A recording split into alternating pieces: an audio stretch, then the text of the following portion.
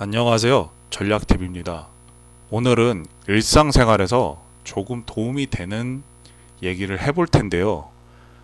우리가 정말 적금 같은 거 많이 하지 않습니까? 그래서 오늘은 적금에 대한 부분을 말씀드려 보겠습니다. 참고로 이 사진은요, 광고가 아닙니다. 각 은행별로 이자율을 보여주기 위한 사진이고요. 그 적금 연 평균 이자율이 2%인데 2%로 한번 가정해서 계산을 해보겠습니다.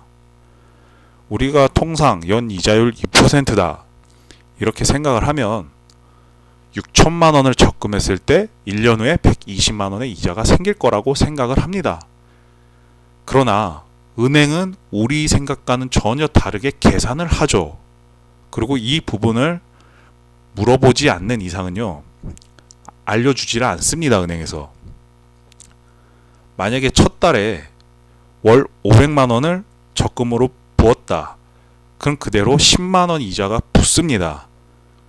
그런데요, 둘째 달부터는 달라지죠. 월 500만 원에서 이자율 2%. 그런데 여기에서 12분의 11로 나눠가지고 이렇게 계산이 돼요. 그래서 이자가 10만 원이 아니고 91,600원이 됩니다. 왜 이렇게 되냐? 은행에서는 11개월 동안만 그 돈을 보관하기 때문이죠. 그리고 그 다음 달이 된다? 그러면은 이 돈은 10개월 동안만 우리가 보관을 하고 있다. 이렇게 생각을 하게 됩니다. 그래서 마지막 1년이 되는 마지막 달에는요, 이자율이 8,300원 정도 이렇게 붙습니다. 그래서 이런 식으로 계산을 하면요, 실질 이자율과 물가 상승률을 고려할 때요, 1% 이자도 안 됩니다. 최종 약 한 65만 원인데 또 여기에서 세금을 공제하면요, 이 65만 원도 안 된다는 현실이죠. 이해가 안 가시면 이 사진을 한번 참고해 보세요. 이 사진은 연 이자율 4%로 계산되어 있는데 실질 금리가 약 2%도 안 된다는 것을 볼 수가 있습니다.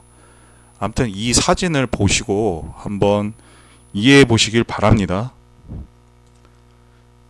결론은 뭐냐? 이 적금이라는 것도요, 대한민국이 고성장 시기 때 연 10% 이상 이렇게 될 때가 있었습니다.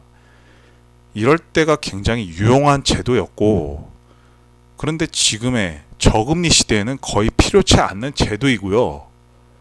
이 적금이란 거는 내가 돈이 생기면 쓸 것 같다, 그럴 때만 조금 유용할 수 있겠지만, 근데 차라리 만약에 청년들 같으면요, 부모님께 맡기는 게 가장 훨씬 효과적이지 않나, 이렇게 생각합니다. 그리고요, 은행도 망합니다. 그 예금자 보호법에 의해서요, 5천만 원 이하만 보호가 됩니다. 그리고 이 적금이라는 게 현금 유동성을 제한시키므로 제 개인적인 생각에서는 되도록 안 하는 것이 낫다, 이렇게 봅니다.